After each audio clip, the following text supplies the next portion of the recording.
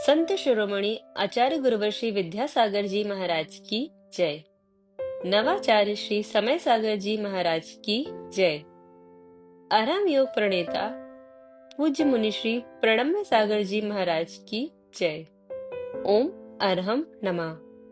स्वाध्याय प्रेमी बंधुओं, युग श्रेष्ठ आचार्य भगवान श्री 108 विद्यासागर जी महाराज के सरस्वती पुत्र अभीष्ट ज्ञानोपयोगी प्राकृत विज्ञ अरहम योग प्रणेता मुनि श्री प्रणम्य सागर जी द्वारा रचित नई छड़ारा का अनूठा स्वाध्याय गुरु आशीर्वाद से सतत जारी है। हमने प्रथम ढाल में पंच परावर्तन के वर्णन को डिटेल में जाना। ढाल 2, जिसमें सम्यक दर्शन का प्रैक्टिकल स्वरूप मुनि श्री ने बड़े ही सरल और सुंदर तरीके से समझाया है, जिससे हमारे अंदर देव शास्त्र गुरु के प्रति श्रद्धा और दृढ़ होगा। अब चलते हैं नई छड़ाला द्वितीय ढाल की कक्षा की ओर।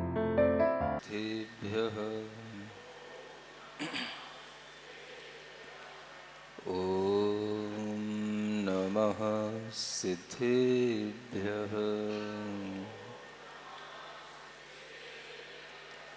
ओम नमः सिद्धेभ्यः।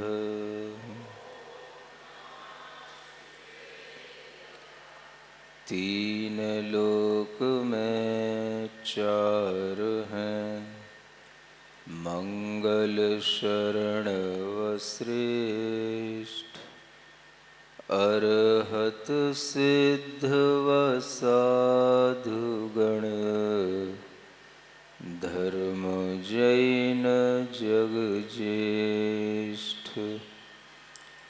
तीर्थंकर जिन देव की, जिन वाणी को ध्याय, सार्वधर्म संक्षेप से, कहूँ चित्त हुलसाय। देवादिदेव आदिम तीर्थंकर श्री ऋषभनाथ भगवान की, वर्तमान शासन नायक श्री वर्धमान महावीर भगवान की, परम पूज्य आचार्य गुरुवर श्री विद्यासागर जी महाराज की, आचार्य श्री समय सागर जी महाराज की। आप सोचो, कई बार जिनबिंब का भी एक अपना प्रभाव रहता है, और ऐसे ऐसे जिनबिंब जो प्राचीन काल से किसी ना किसी तरह से अतिशय से युक्त होते आए हों, उनका अतिशय हमेशा बना रहता है अगर भगवान की भक्ति करने वाले भक्त वहां पर निरंतर भगवान की भक्ति करते रहें तो। यह लाल मंदिर किस लिए जाना जाता है? कौन से तीर्थंकर भगवान के मूल नायकत्व का मंदिर जाना जाता है? पार्श्वनाथ भगवान। सुन रहे हो? वह भगवान की प्रतिमा, एक बार जब मैंने पहली बार यहां पर दर्शन किया, तभी मेरा मन हो गया कि इन भगवान के पास तो बैठे हुए श्रावक की भीड़ लगी है। हे भगवान, कोई ऐसा दिन मिले जब हम भगवान को अच्छे ढंग से देख पाएं और अच्छे ढंग से यहां पर बैठ के भक्ति कर पाएं। ये भावना पहले दर्शन में मेरे अंदर आ गई थी। सुन रहे हो? फिर कई बार आना जाना हुआ, तब जाकर के ये भाव इस रूप में अभिव्यक्त हुआ कि अब भगवान के दर्शन की जो भावना की थी, वो भावना अब इस चातुर्मास में पूरी हो रही है। अब कितनी देर भगवान के पास बैठो, कितनी देर भगवान को निहारो, कितनी देर भगवान की भक्ति करो, मुझे लगता है कि भगवान सब भक्तों की भावना सुनते हैं, और जो लोग भी यहां पर आते हैं उनकी मन में भी जो भावना होती है, वो भावना की पूर्ति भगवान के प्रभाव से अपने आप हो जाती है। यह आप महसूस करना। कितने ही लोग मेरे पास आते हैं, महाराज मेरे पिताजी को ये रोग हो गया, मेरी ये प्रॉपर्टी का काम रुका हुआ है, बेटे की शादी नहीं हो रही है। अब मैं जब से यहां आया हूं, मेरे मन में एक ही भाव आता है कि हे भाई, तू भगवान पार्श्वनाथ के पास चला जा, वहां पर एक कल्याण मंदिर स्तोत्र रखा हुआ तुझे मिलेगा। उस स्तोत्र के उन 44 काव्यों को जो हिंदी अनुवाद के साथ है, बस तू हिंदी 44 काव्यों की पढ़ लेना, भगवान की भक्ति कर लेना और तू चला जाना। मेरा मन कहता है तेरा काम हो जाएगा। जिस भक्त को इस बात पर विश्वास हो जाता है, करता है, उसका काम हो जाता है। और जिसको विश्वास नहीं रहता है वह सोचता रहता है होगा कि नहीं होगा। तो कोई भी काम होता है श्रद्धान से होता है, समर्पण से होता है। इसलिए प्रतिदिन यहां पर 44 दीपकों से प्रतिदिन यहां शाम को भगवान पार्श्वनाथ की भक्ति करने का कार्य यहां के लोगों ने शुरू कर दिया है। और प्रतिदिन भगवान की भक्ति होती है शाम को 7 बजे। सामूहिक रूप से करना है तो आप आइए, और अगर आपको अलग अलग अपने अपने समय पर कभी भी आना है तो आकर के पार्श्वनाथ भगवान के समक्ष आप उन 44 काव्यों को केवल पढ़ लीजिए। और अगर आपका काम कोई बहुत ज्यादा कठिन है, कोई हाई कोर्ट और सुप्रीम कोर्ट में अटका हुआ है, तो आप 44 दिन तक लगातार भगवान की भक्ति कर लीजिए, हमेशा के लिए आपको उस दुख से मुक्ति मिल जाएगी। आप करके देखिए। जब चोरों की भावना भी पूरी हो सकती है तो साहूकारों की भावना पूरी नहीं होगी क्या? भगवान तो सबके लिए है। पार्श्वनाथ भगवान का यह अतिशय आज का नहीं है, पहले से रहा है। और इस तरह के यह पार्श्वनाथ भगवान जिनका अतिशय इस लाल मंदिर में सबको ज्ञात है। वो कौन सा मुगल शासक था? शाहजहां, औरंगजेब था, जो यहां पर ये देखने के लिए आया था कि ये घंटे बजाने वाले लोग मानते क्यों नहीं है और ये घंटे क्यों बजाते रहते हैं। तो जब वह यहां देखने के लिए आया कि यहां पर घंटे बजाने वाले कोई नहीं है, तब भी यहां घंटे बज रहे हैं, तो वह भगवान के चरणों में झुक करके चला गया। तब उसे समझ में आया कि यहां पर कोई दैवी शक्तियां भी निवास करती हैं। सुनते हो? घंटा बजाओ भी, भगवान की भक्ति भी करो, और फिर देखो आप अपने घर में पहुंच करके अपने आप आपको घंटी सुनाई देगी। कौन आ गया भाई? आपका 10 लाख रुपए महीने भर से 6 महीने से 1 साल से अटका हुआ था, मैंने सोचा अब उसको पेमेंट करने का टाइम आ गया है। आपके घर में एकदम से रिंग बजेगी।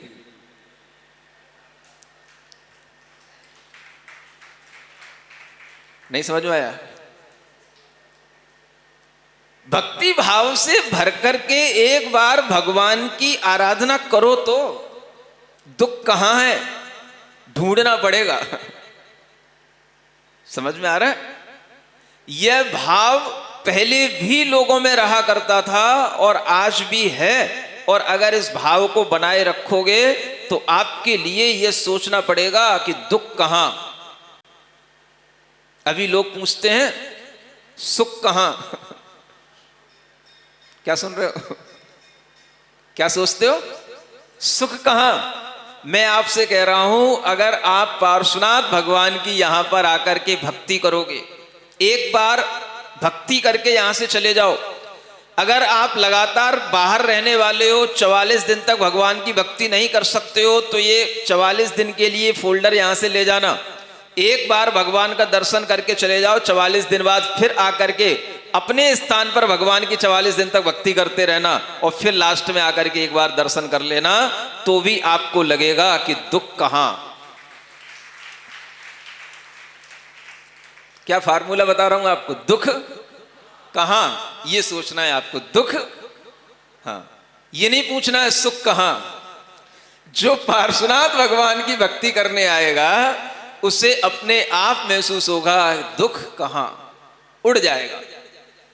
ये आज भी हमें भक्ति के भावों से भगवान के अंदर जो अतिशय है उससे हमारी आत्मा पर ऐसा प्रभाव पड़ता है कि उस भक्ति से हमारे अनेक अंतराय कर्म, असाता कर्म विगलित होते हैं, दूर होते हैं। और इस तरह की भक्ति अगर हम करते हैं मनोभावों के साथ, तो दुख तो कोई देने वाला थोड़ी ना है, दुख तो हमारे ही कर्म हमको देते हैं। और उन्हीं कर्मों को जब हम भगवान की भक्ति से विशुद्ध कर लेते हैं, शुद्ध कर लेते हैं, तो दुख दूर हो जाते हैं। फिर हम ही ढूंढते हैं दुख कहां।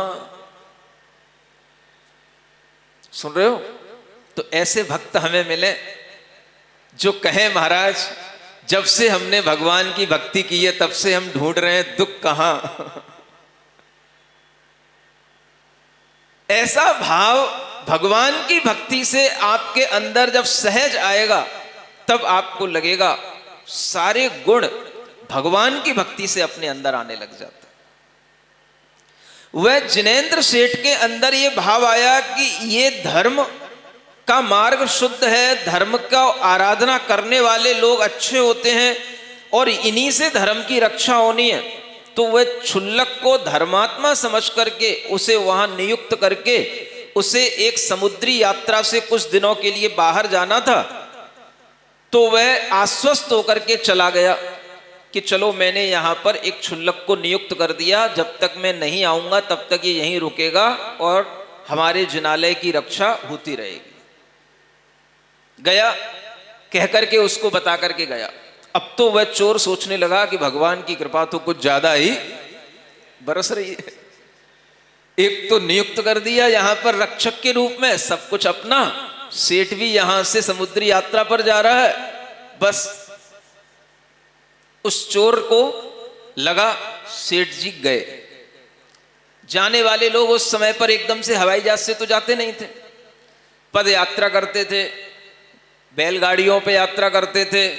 तो सेठ जी चलते चलते चलते चलते शाम के समय निकले और थोड़ा सा अपना गांव के बाहर एक पड़ाव डाल लिया और वहीं पर शाम को रुक गए। अगली यात्रा सुबह करेंगे और इस भाव से वहीं पर बैठ गए। सुन रहे हो? चोर को लगा अपना 1 महीना पूरा होने वाला है, जल्दी करो। नहीं समझ आया? क्योंकि बाकी का टाइम तो उसने प्रभावना करने में निकाल दिया। भाई कोई बहुत बड़ा तपस्वी आ रहा है ना, क्षुल्लक बना, तपस्या की, 2-4 आसपास के गांव में रहा, उनकी बातें फैली, तब जाकर के उसकी प्रभावना बनी, तब जाकर के लोगों में विश्वास आया। तो उसमें टाइम निकल गया। अब उसे लास्ट का टाइम बचा था और उसे भी जल्दी थी। तो उसने उसी रात ये विचार किया, चलो आज ही इस मणि को निकाल करके यहां से चलते बनते हैं। उसने निकाल ली मणि, और मणि निकाल करके, मणि इतनी लाइटेड थी कि उसे कपड़े में बंद करके उसे ले जाना पड़ा, लेकिन वह ले जाते हुए भी उसकी लाइट चारों ओर निकल रही थी।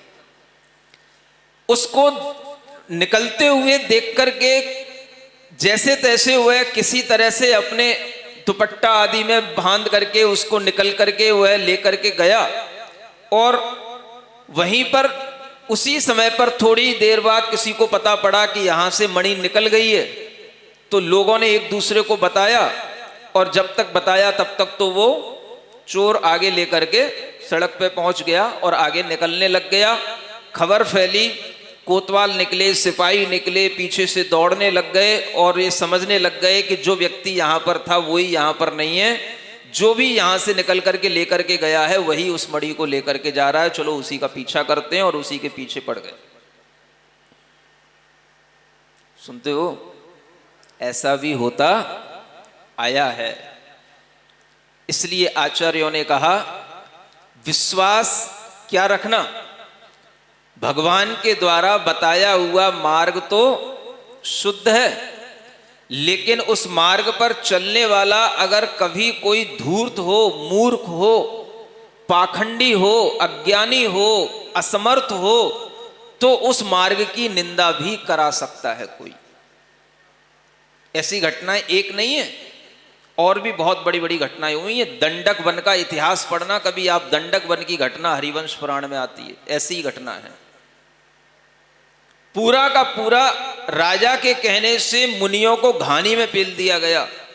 एक अपवाद लगा दिया गया कि राजा की रानी से मुनि ने ऐसा संपर्क किया, और वो दूसरे जाति के साधु ने उस मुनि का भेष बना करके इस तरीके से राजा के सामने कर दिया ताकि इन मुनियों पर आपत्ति आ जाए, और पूरा वन जला दिया उसने, दंडक वन की। ये घटना भी आप कभी पढ़ना, पद्म पुराण में भी आती है। ऐसे लोगों ने आपत्तियां पहले भी अभिव्यक्त की हैं, पहले भी धर्म पर आपत्तियों के इस तरह के माहौल बने हैं, जैसे माहौल आज बनते रहते हैं आए दिन। सुन रहे हो?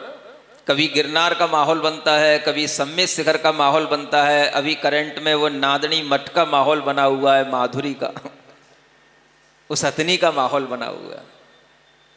ये माहौल इसी तरह के लोग क्रिएट करते हैं जिन्हें धर्म पर श्रद्धा नहीं होती, लेकिन धर्म की चादर ओढ़ करके किसी भी तरह से धर्म के नाम पर राजनीति के लोगों को अपना बना करके किसी भी तरह से आपत्तियां पैदा करना चाहते हैं, ताकि धर्म पर आस्था रखने वाले लोगों के अंदर एक विचलन पैदा हो और उनकी आस्था हमारी पावर के माध्यम से टूट जाए। इसको दूर करने का नाम, ये आस्था बनी रहे और मार्ग पर किसी भी तरीके से कोई भी ये ना कहे कि ये मार्ग अशुद्ध है, गलत है, इस मार्ग पर रहने वाले लोग हिंसा करते हैं कि चोरी करते हैं, इस तरह का कोई भी अपवाद ना फैले, ये भाव सम्यक दृष्टि के अंदर रहता है। इसी को उपगुहन अंग कहा जाता है। अब वह चोर भागा, क्षुल्लक के भेष में वह चोर भागा, पीछे सिपाही हैं और उसे रास्ते में कुछ भी दिखाई नहीं दिया। एक छोटा सा स्थान दिखाई दिया जहां पर कोई एक व्यक्ति बैठा है, तंबू गड़ा हुआ है, और वह उसी में छुपने के लिए घुस गया। और वह सामने देखा तो सेठ जी मिल गए। कहां छुपे? अब सेठ जी आप बचा लो, आप बचा लो, पीछे से लोग आ रहे हैं। भाई क्या हो गया? गलती हो गई सेठ जी। सेठ जी को भी दिख गया, ये मणि तेरे हाथ में, वहां कैसे? अच्छा, सेठ जी को समझते देर नहीं लगी कि ये क्यों भाग रहा है और इसके पीछे सिपाही क्यों लगे हैं। सेठ जी ने जैसे ही ये समझा ये क्या हो गया, लोग इसके पीछे पड़ गए। लोग क्या सोचेंगे कि क्षुल्लक भी चोर होते हैं, धर्म के मार्ग पर चलने वाले भी लोग चोर होते हैं, धर्म का बहुत बड़ा अपवाद हो जाएगा ये से। तो सेठ जी ने उसको वहीं बिठा लिया, आश्वासन दिया, कुछ नहीं होगा तेरा, तू चिंता मत कर। सिपाही आए और जब वो आकर के सेठ जी के पास बैठे और कुछ कहने वाले ही थे कि उससे पहले सेठ जी ने कहा, कुछ नहीं बोलना, इस व्यक्ति को मैंने ही वहां पर नियुक्त किया था और मैंने ही कहा था कि जब शाम हो जाए, रात हो जाए, तो मेरे पास ये मणि लेकर के आ जाना, क्योंकि यहाँ पर अंधकार है और उस अंधकार में मुझे शायद दिक्कत हो, इसलिए प्रकाश की आवश्यकता के लिए इस मणि को मैंने ही बुलवाया था। इसके अलावा कुछ भी विचार मत करना तुम लोग। सारे सिपाही लोग सुन करके, देख करके दंग रह गए। ये सेठ जी ने बुलाया था, मैं तो इसको चोर समझ रहा था।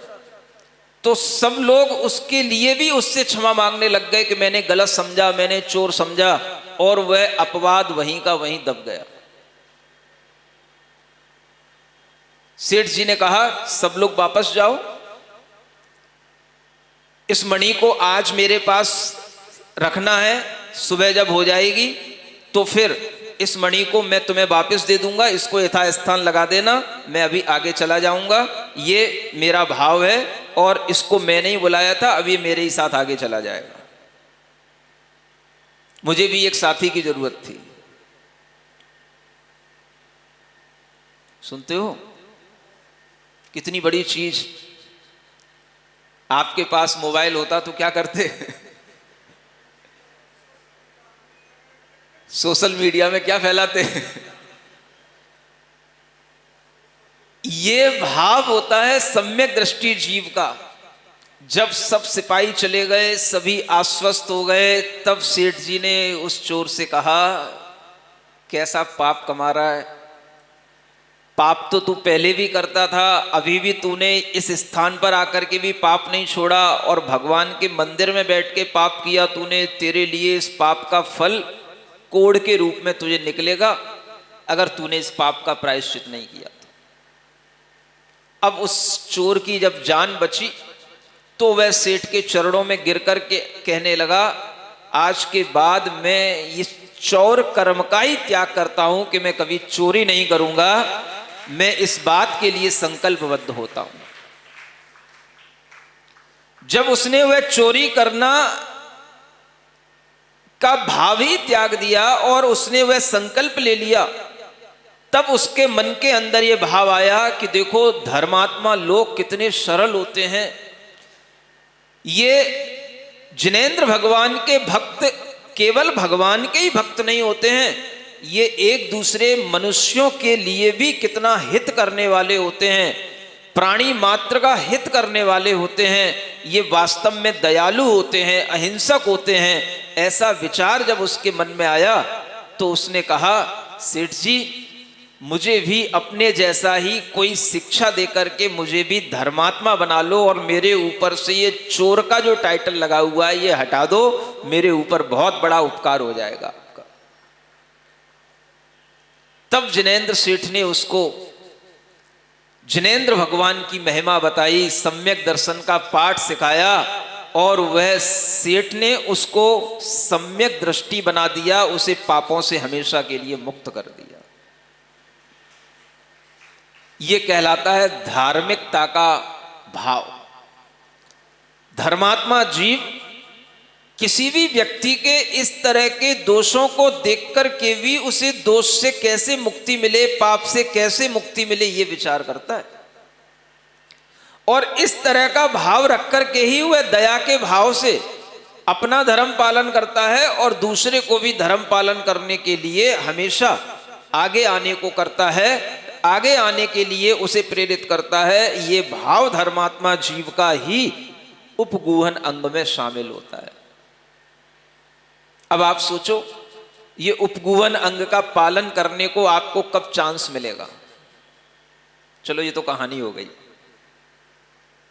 नहीं समझ आया? अब क्या सोचोगे आप, भाई मैं उपगूहन अंग का कैसे पालन करूं? क्यों? तो कोई जब चोरी करेगा कि कोई चोर आएगा तब उपगूहन अंग का पालन होगा? कैसे होगा बताओ? है? कभी ना कभी आपको ऐसी बातें सुनने को मिल जाती हैं, कोई भी साधु की बात भी सुनने को मिल जाती है, कोई भी श्रावक की बात भी सुनने को मिल जाती है जो धर्म विरुद्ध होती है, और उस बात को सुनकर के आपके मन के अंदर ये भाव आ जाता है, आपके मोबाइल पर जब समाचार आ जाता है तो आप उसको अपने ग्रुप में फॉरवर्ड कर देते हैं। आपके अंदर अगर उपगूहन अंग का भाव होगा तो आप उतना ही सोचेंगे कि अगर कोई ऐसा समाचार कभी मिल जाए, कोई ऐसा भाव आ जाए तो उसको वहीं पर ब्लॉक कर दिया जाए। ये भी आपके आज के समय का उपगूहन अंग का पालन करने वाला भाव कहलाएगा। सुनते हो कि नहीं? मजा किसमें आता है? ब्लॉक कर दिया तो ऐसा लगता है कि जैसे सब कुछ भीतर से ब्लॉक हो गया, अब मन का भाव मन में ही रह गया, किसको सुनाएं, किससे कहें, घुटन सी होने लग जाती है। हा? सम्यक दृष्टि जीव का ही यह साहस होता है कि नहीं, उसे इस बात से प्रसन्नता होगी कि मैंने इस धर्म निंदा को बचा लिया। उसके लिए अपने आप भीतर से उस सम्यक दर्शन के भाव से ऐसे पुण्य की प्राप्ति होगी कि अनेक अनेक तीर्थंकरों का, मुनि महाराजों का, आचार्यों का आशीर्वाद उसे घर बैठे मिल जाएगा, क्योंकि उसने धर्म की रक्षा की, धर्मात्मा के माध्यम से उसने अपने धर्म की वृद्धि की। ये आशीर्वाद उसके लिए मिल जाएगा अगर उसे इस बात से प्रसन्नता होगी तो। लेकिन ज्यादातर तो घुटन होती है, पेट में दर्द होता है। सुन रहे हो? वो दर्द ऐसा होता है जब तक किसी से ना कह दिया जाए तब तक वो दर्द भीतर से निकलता नहीं है। नहीं समझ आया? आपकी हालत तो ऐसी है, छोटी सी बात बताऊं। एक बार कई महिलाएं आपस में बैठी थीं और वो आपस में बैठी हुई बातें कर रही थीं कि आजकल की महिलाएं अपने पति की निंदा क्यों करने लग गई हैं। तो एक महिला कहती है, हाँ मैंने भी सुना है आजकल महिलाएं बहुत पति की निंदा करती हैं, बहुत सारे समाचार आते हैं, बहुत तरह की बातें पतियों के बारे में आती हैं। अब देखो मेरा ही पति देखो कितना नालायक है, कितना आलसी है, कितना र्यूड है, फिर भी मैं कभी उसकी निंदा नहीं करती।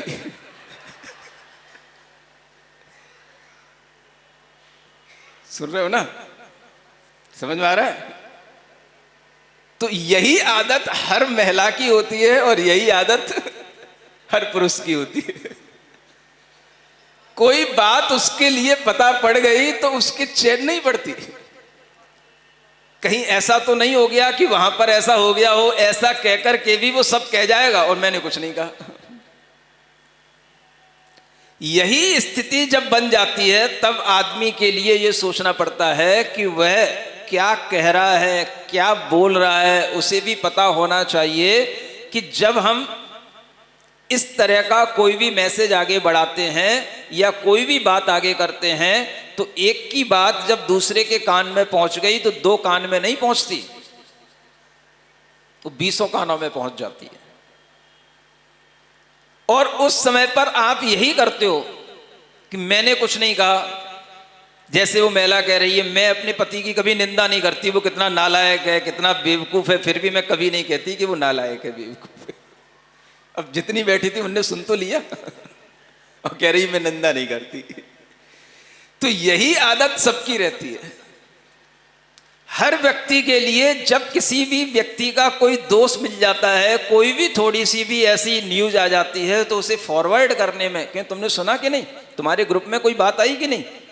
अब उसी ने उसके ग्रुप में वो बात पहुंचाई और वो पूछेगा, क्यों तुम्हारे ग्रुप में कोई समाचार आया कि नहीं, तुम्हारे मोबाइल पे कोई समाचार आया कि नहीं।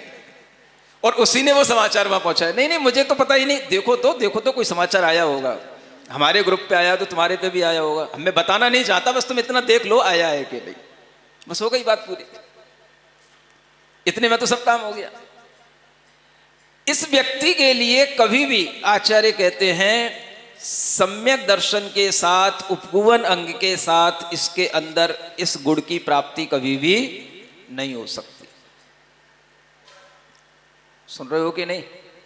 कल तो मैं पूछ रहा था सुन रही हो कि नहीं, आज क्या बोलना पड़ रहा है, सुन रहे हो कि नहीं। क्योंकि आज का पक्ष इधर ज्यादा है ना। कल तो रेवती रानी की कहानी थी। ऐसा मत समझना कि ये काम यही करते, तुम नहीं करती, तुम तो सबसे ज्यादा करती, क्योंकि तुमको और कोई काम ही नहीं है। तो सबसे ज्यादा ये काम जब चलते रहते हैं तो इसी से धर्म का माहौल बिगड़ता रहता है। व्हाट्सएपों पर कितनी तरीके की खबरें लोगों को फॉरवर्ड करने में कितना मजा आता है और कितनी तरीके की न्यूज़ें बेवजह की आती रहती हैं। और कई बार तो लोग हमको भी सुनाने आ जाते, महाराज आपने सुना कि नहीं। तो मुझे लगता है कि भाई मुझे तो बचाए रखो कम से कम।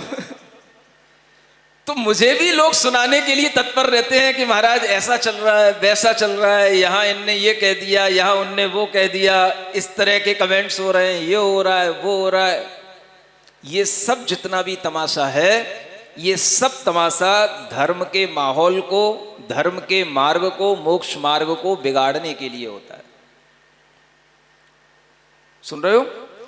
इसलिए अगर व्यक्ति सिर्फ इतना सीख ले कि मुझे मोक्ष मार्ग के साथ चलने वाले किसी भी मोक्ष मार्गी की, किसी भी साधु की कोई भी कभी भी निंदा का भाव नहीं रखना है, तो ये मोबाइलों के माध्यम से भी आप उपगुवन अंग का पालन कर सकोगे और ये आपको करना चाहिए।